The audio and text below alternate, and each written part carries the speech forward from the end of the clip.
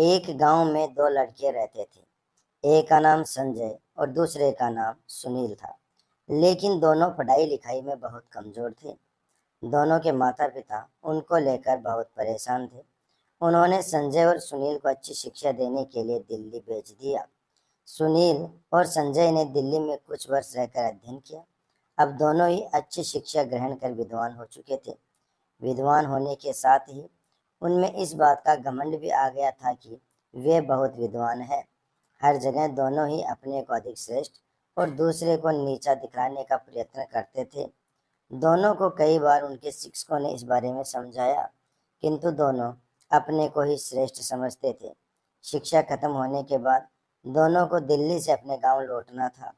रास्ता बहुत लंबा था। चलते चलते उन्हें रात हो गई और उन्होंने एक गांव में अपना डेरा डाला। गांव के चौधरी को पता चला कि उनके गांव में दिल्ली के विद्वान आए हुए हैं। चौधरी साहब ने दोनों विद्वानों को रात्रि विश्राम और भोजन के लिए अपने घर आमंत्रित किया। संजय और सुनील दोनों चौधरी के घर आ गए। चौधरी ने दोनों के रुकने की अलग अलग व्यवस्था की और स्वादिष्ट पकवान बनवाए। चौधरी पहले संजय के पास गया और हालचाल जाना।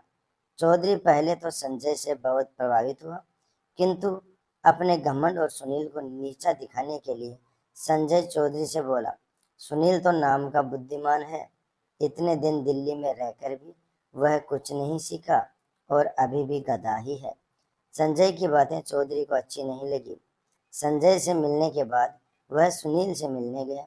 सुनील ने भी संजय की तरह ही बातें की और कहा, संजय को कोई ज्ञान नहीं है, वह तो ऊंट है जिसे कुछ नहीं आता। चौधरी दोनों से बहुत निराश हुआ और कुछ देर बाद उसने संजय और सुनील को भोजन के लिए बुलाया। दोनों भोजन के लिए आए और जब दोनों को भोजन परोसा गया तो थाली में घास और भूसा था। भोजन देखकर दोनों चौधरी पर बहुत क्रोधित होते हुए बोले, आपने हमें अपमान करने के लिए बुलाए हैं? क्या हम कोई जानवर है जो आप हमें भूसा और घास खिला रहे हैं? चौधरी हाथ जोड़कर बोला, मान्यवर, आप विद्वान हैं और मेरे मेहमान हैं।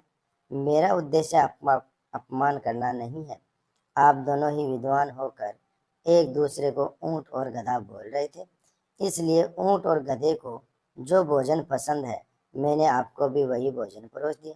चौधरी की बात सुनकर संजय और सुनील को अपनी गलती का एहसास हुआ और दोनों ने एक दूसरे से क्षमा मांगी और चौधरी को धन्यवाद दिया। चौधरी ने भी दोनों को अच्छे पकवान खिलाए और दोनों की खूब आवभगत की। दोस्तों, इस कहानी से सीख मिलती है कि कोई कितना ही बड़ा विद्वान क्यों ना हो जाए, अगर दूसरे को नीचा दिखलाने का प्रयत्न करता है तो उसे भी नीचा देखना पड़ता है। दोस्तों, वीडियो पसंद आया हो तो लाइक और शेयर जरूर कर देना।